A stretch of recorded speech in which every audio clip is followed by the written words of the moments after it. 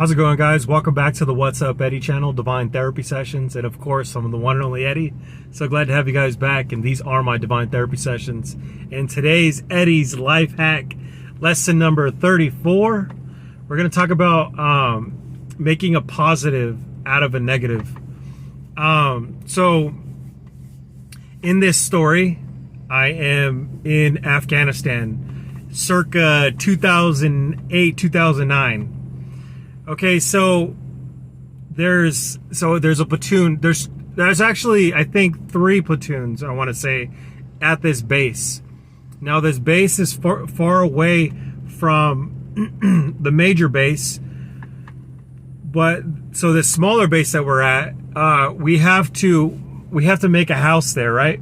We have to be able to stay there for a certain amount of time. So we couldn't go back to the other base because we had to do missions out in that area, right? Okay, so when we first got there, there wasn't a place for us to stay. The guys that were there before are infantry, right? So essentially, what they're supposed to do is go. They literally get to the place that they're supposed to be at, and then they set up shop. It just so happens that this base had already been set up, but the actual tents and stuff that we live in, they have to be built, right? And so they go and they do that. But the ground wasn't. It's not even. We were actually on like literally it's like a big valley with huge it's like a big mountain range, right, on each side of us. We're pretty much in a cup, if you really want to think about it, a cup of mountains. Of course they were spread out pretty far, but that's what it looked like. And then so inside the mountains there was our base, and then as you go further down, you drive down, then you get into like the village areas, right? But to get back to the actual, it's called a cop, right? We were at the cop. And, but I'm just going to call it the small base just for the sake of this story. So we had to build a, like a platform, where we can, actually rest our, what do you call it? Rest our tent at, right? So at first we just built the actual tent right into the ground, thinking that would work, and it didn't end up working. We got flooded. So we went to a mission. We came back to all of our stuff flooded. So we had to take our stuff out, and then take it back down, take the tent down, right? And then we finally came to the conclusion that we were going to need wood. We were going to need to build a base. Now, it was pretty cool because it was a moment where us as a platoon. It's funny that it's ironic sometimes, there's so much synchronicity in life that you don't really realize. A lot of times we think coincidences are, I used to believe that coincidences were like an everyday thing, right? That nothing in this world was happening because of a reason. It was because of chance. And it's crazy because your life becomes a chance, right? It's all up to chance at the end of the day. The crazy thing about this is the story is where our platoon was called Black Sheep, and it's funny because I resonate with that name, but all of us had resonated with that name, and it's funny because that platoon that we were in, we were always the misfits, right? We were always the ones that were like we didn't play, but it was crazy because my whole military career was almost of that of a misfit. It was an interesting career that I had. But I was just remembering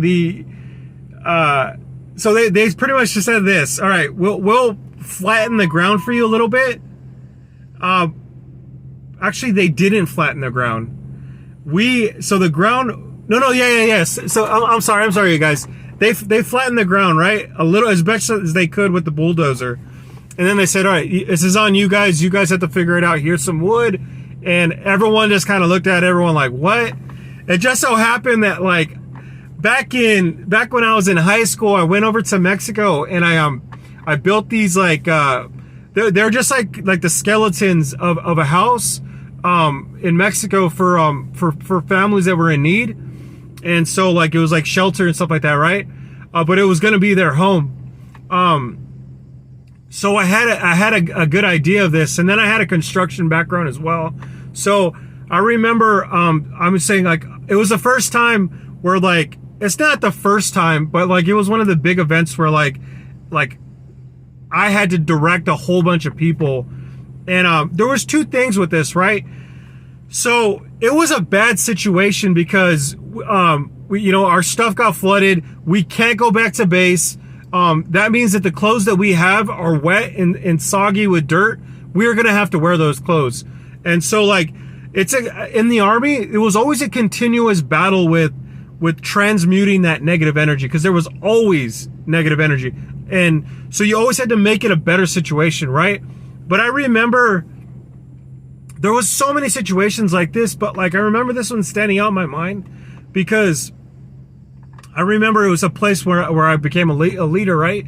Where I directed everybody like, hey, this is how you do it. And they were like, hey, dude, you know what you're doing? I was like, look, there's a master plan to this. Just follow what I'm doing. And I showed them how to do a box. I boxed out some wood, right? Where it was going to be a wall. And so I told them, I said, hey, look, just build this. And then we're going to put the plywood on top and hammer it like this. But we're going to put in the ground, we're going to put posts because it has to. That's right. We had to make the so it wasn't leveled, you guys. I'm sorry, it wasn't.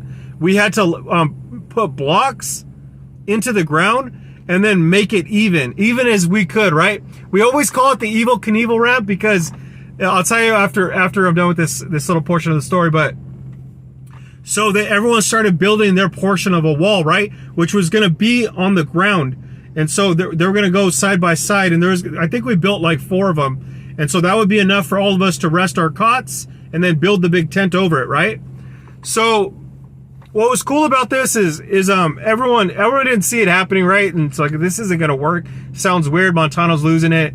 Like, he's not a real Mexican. Hey, yes, there's a lot of, hey, you guys are Mexican, so if you take offense out there, you shouldn't. It's just jokes that they have in the military, man.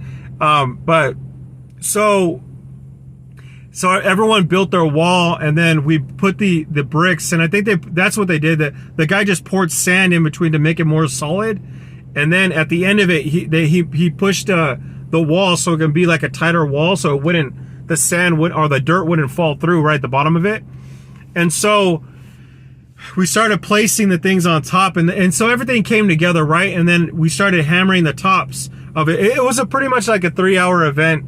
I think it could have been a little bit longer than that. But the cool thing about this is that we got it all done, right? And then everyone was like, dang, man, I can't believe it. And so they're like, hey, Montano. Oh, yeah, my name was Montano back in the day. I was adopted, so I know I go by Sotelo now, but that's what they used to call me, Montano, specialist Montano or PFC Montano, considering if I lost some rank or not. So the floor got done, and I remember the NCOs, which was the non-commissioned officers, those are the guys that were in charge of us. Like I remember them giving me kudos and like, hey man, good job. Like, hey, I didn't think this was gonna work out. The funny part of this is like we put it looked like a ramp, right? It looked even, but like as we leveled it, we put a water bottle on it and it rolled uphill, which didn't make any sense, but it was because it was still going downhill essentially. But it was an optical illusion. It was actually uneven still, but we ended up transmuting that situation into a positive, right? We built a ramp. We were able to sit. We stayed in that place for months, and it goes without saying that place was our home, right? We were there for a while. I know I got attached to that place for a while, and I was always proud of it, every time I walk in that place. But it's stuff like that, right? Like, but in the military, you find that we're always having to do that. We always have to make ourselves happy, or even when it was miserable. And I remember a lot of misery, right? And so how do we put this into the spiritual realm? How do we put this in our everyday life? It's like, I think about the things that happen in the military, right? Like, it was like, I would say it would be more like of like the most dramatic stories, because one, you have to be around people that you don't necessarily, I wouldn't hang out with a lot of those people, but I ended up becoming their friends, which, at the end of the day, it was better because, you learned a lot about personalities, which I really love. And I love different people, right? Like, as different people bring different flavors, man. Like, I love that stuff. But, so what I'm trying to say is this, is like, so in our everyday life, right, it's not as dramatic as it was in the military, like how we had to be like side by side by people that we didn't want to be with, right? But like after a while, we become friends, and like, you know, when they say if you bleed together, you're gonna stick together, you know what I mean? You become brothers out there. And I just remember, like, it becomes a place where like you're able to start transmuting a lot easier, right? Even when the situation's like it's dire, right? Like it doesn't feel good. So what I say is this, is like, for any of us out there, it's like, not to make it minor or minuscule of what you're going through, because we all go through our own, you know, our own set of problems and issues, right? Like, of course, you guys didn't opt out to be a, you know, a military policeman or whatever, or a combat veteran. You guys are out in the real world, right? Or I guess you would say civilian life. So I guess I would just say this, is like, no matter what you're going through, you can always, it's a perspective of your mind. How do you want to approach it? And I feel like until you're forced to actually look at it, and then when you see, oh man, like there's nothing I can do about this. And a lot of times we have to go through cycles, right? We're always gonna have to go through continuous cycles until we figure out that there's absolutely nothing that we can do until we transmute it. And a lot of the times that's like the keynote right there, man. It's like you can make it a positive situation even when it sucks. And when you start to implement that in your life, in every facet of your life, it becomes easier. And the more that you do it, the more commonplace it becomes for you, right? And I'll tell you this, man, your life begins to change. You start to look at, you have a different perspective on your relationships, the way that you treat people, places, and things. And I can tell you this, man, my life has gotten so much better once I started to do this. And you guys, the thing is this, man, I'm not perfect. I got out of the military, and for many years afterwards, I didn't utilize those lessons I learned until recently, right? Like I got out of the military in 2012. It's not till 2020 when the mid 2020 is when I actually had the awakening, my spiritual awakening, and then started to transmute energy, right? Because I'm a big energy worker. I'm a person who you know, a coach. I can feel, I resonate with being an empath, right? Like I'm very sensitive to energy, and you know, I feel like but that's what I'm saying though. Everything in our experiences, you know, it enhances who we are. So a lot of the times we think that even though it took me a long time to get to where I am, everything played a perfect role. So I don't believe in coincidences anymore. I believe everything is synchronistic. Everything is happening for a reason, even if it looks chaotic, right? All right, guys, that's all I got on this story. Hopefully you enjoyed it. I love you guys so much. Make sure to subscribe, give me a thumbs up, and I'll catch you guys in the next one. All right, peeps.